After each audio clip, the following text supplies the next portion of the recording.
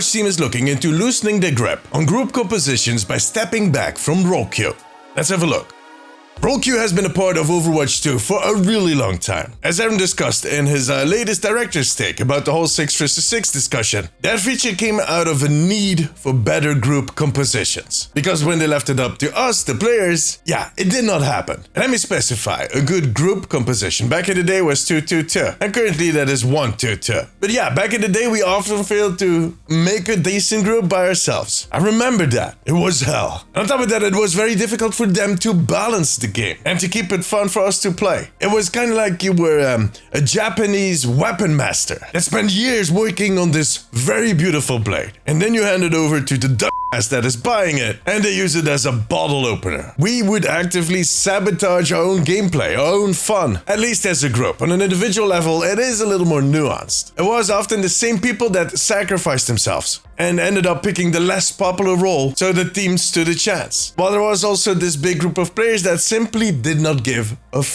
But once in a while, that nice player will stand his ground. And then you get hell. I noticed the same thing was happening in the Marvel Rivals beta. See, they had an open queue during the beta, 6 vs 6. And in the first week, it worked pretty well. In that, most groups had a setup that was at least manageable. It sometimes took a wipe or two, but you got there in the end. The last few days of the beta, though, not so much. So I'm going to go out on a limb here and guess that if the Rivals development team does not find a solution for this, they'll run into the same issue Overwatch did. And Overwatch has been chewing on that issue for years now. At some point, they even brought back a separate open queue, which according to Aaron Keller is actually the third most popular card in game. It gets about 10% playtime. Just under that. He shared that info during the Group Up podcast with SVB and Flats. He did one last week where Alec and Aaron were guests. Now that number of just under 10% kind of surprised me a little bit. But I can also see why it does kind of reach that 10%. Because if you open it next to the normal mode, it becomes a choice. And people that choose for open queue will lower their expectations because they know what the deal is. They specifically choose that queue because they want to have some more creative setups. So what you get at that point is a game where people will not start throwing if they don't see the setup that they hope for. And B, those players are usually more open to switching heroes. And see, Blizzard agrees with those people that sometimes a slightly different composition, different setup will not only work better, but it's also going to be more fun, especially on certain maps or to counter certain setups. Because Overwatch has that tendency to lock into a meta a few days after an update, and they'll stick with that till the next update. And that is partly because we are all locked into this 1-2-2. Now, if you loosen the grip on that and give players more freedom, there will be more options, and the meta will not settle as fast, which in the end makes for a better and more fun experience for everybody involved. Even on the lower levels or in the more casual modes where that meta is not as important,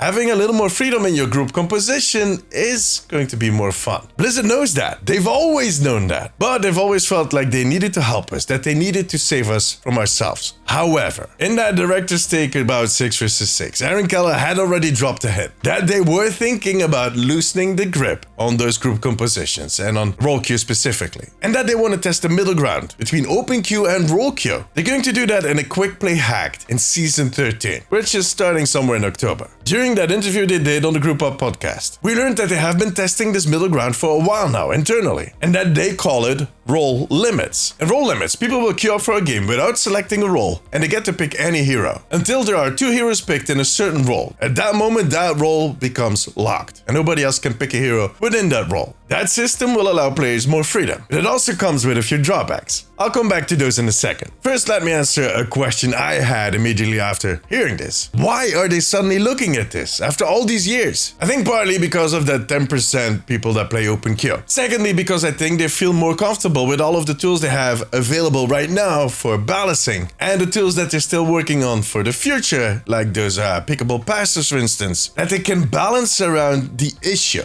And we're going to help out with that. See, like pickable passives, giving players agency allows the players themselves to circumvent some very narrow situations. And third, Well, the whole 6 versus 6 discussion. That discussion started out because some players missed the second tank. I mean, at this point, it got broader, especially in the last few weeks, and I know what the reasons are, but that's something for a different video. But that being said, I do think tanks are still the main group of people that want to see 6 versus 6 come back. Now, role limits would allow them to fix that double tank issue without actually switching back to 6 versus 6. Not because they don't want to go back to 6 versus 6 necessarily, but just to have a look at all the options. See, Blizzard's job is not necessarily to just copy-paste anything that anybody is yelling in a video on Reddit about the issues of the game. Their job is to look at the root cause of that rant and try to fix that. That's why we often see them giving us what they think we need and not necessarily what we have been asking for. And that has sometimes worked for them, and in other cases it has not. What I'm trying to say here is that this is not a diversion, this is them trying to take a look at the bigger picture and a look at all the options. Because if they give us back 6 versus 6 and it sucks, well, I guess everybody just lost time at that point. By the way, that is also the reason that 7 versus 7 was mentioned during the podcast. When I posted about that topic, I got some really visceral reactions on my content. But to be completely fair, that proposal did not come from Blizzard, from Aaron or Alec. It actually came from Flats, and he suggested it as a fix for those longer queue times that come with 6 versus 6. And Blizzard said that they're open to the discussion. They don't think it's going to fix all of the issues with the queue at that point, but it might help. And Aaron added that they actually tested 7 versus 7 back in 2014 or before, but that they did not move forward with it because it felt very chaotic at the time. But anyways, don't get too upset about that idea. Let's get back to the role limits, the risks that are tied into that system. And those are pretty simple. I think you guys pointed them out in my comments. The people that loot in the fastest will get the first choice. So people with slightly older systems are quite screwed. The bigger picture here is that some people with a slower system will be forced to play a role that they're not comfortable with. For instance, if you are a DPS player but the game puts you in last, you might be forced to play tank, something that you're not comfortable with and not good at, which will have a big effect on the rest of the team, especially because you're going to be the only tank. I mean, there are ways to circumvent that issue, but I think it's going to be difficult. It's almost inevitable that there are going to be these weird situations. However, the thing I'm the most worried about is the matchmaking and, to a lesser extent, the ranking. I mean, if we're going to go to role limits, are they going to unify the matchmaking again? Because at the start of the game, they cannot predict what you're going to pick, what you're going to play. That was the advantage of role queue. You picked a role and they know how well you were at playing that role. So they took that into account. That won't be an option anymore. I see that as one of the major potholes. But, you know, they might have a solution for that. What do you think? Let me know in the comments. Whatever the case is, we're going to find out in Season 13, when they plan to test this in a quick play hack. It's going to be interesting. For now, however, that was it. If you like this video, give me a thumbs up. It always helps me out. I also want to thank my patrons. I could not make these videos without you guys. You have my eternal gratitude. If you have a few minutes left, maybe check out this video. Click it. But above all, take care of yourself, take care of each other. Bye bye.